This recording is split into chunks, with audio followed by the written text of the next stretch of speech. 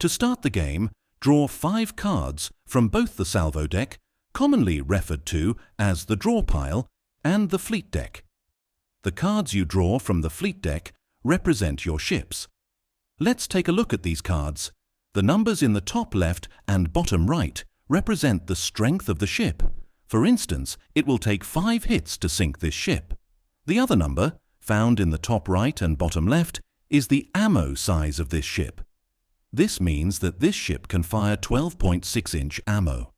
Now, let's look at the cards you got from the draw pile.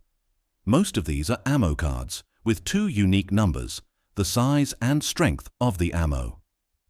The strength dictates how much damage the ammo will do. In order to play an ammo card, you must have at least one ship that has the same ammo size as the card you are trying to play. Okay, back to the game. To start your turn, draw a card from the draw pile. Then, look if you have any red cards to play. These must be played immediately. There are 5 types of red cards. Let's go over what each one does. Submarines are played by selecting the card and then selecting the ship you want to play it on. Then roll the dice. If it rolls a 5 or a 6, that ship sinks. Torpedo boats work the same way, but the ship only sinks if you roll a 6. Additional ships give you an extra ship, select the card, and select the discard pile to discard the card. Then draw 1 card from the fleet deck. Additional damages work just like ammo cards and add to existing damage on a ship. If the opponent does not have any damage done to ships, discard the card. Minor fields do damage to all ships in a fleet. Discard the card and the minefield counter will increase. All ships in that fleet take however much damage was on the card, even new ships the player gets. These can be removed only by the minesweeper. These are all the red cards. However, there are also unique black cards. Black cards can be held onto and played at any time. These include the smoke and repair. The smoke, when played, it acts like a shield blocking the opponent from attacking during their turn, unless they have a submarine or additional damage. This only lasts 1 turn. To play this, select the card and click the black box next to the fleet deck.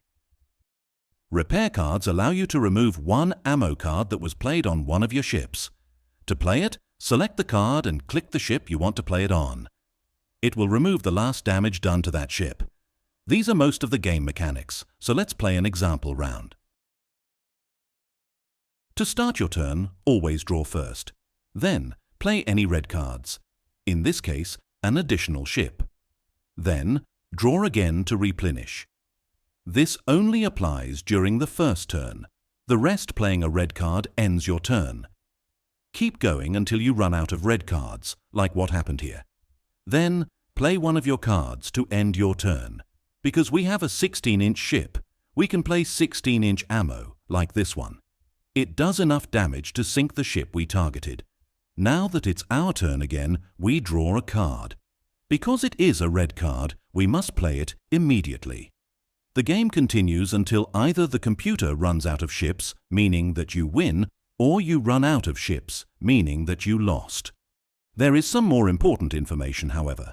There are some ships named aircraft carriers, or ACs. If you have these, you can use it as your turn. However, you cannot draw a card or play anything that turn if this is the case. To play an AC, select the AC, then select the ship you want to sink. Roll the dice, and if it is a 1, the ship will sink.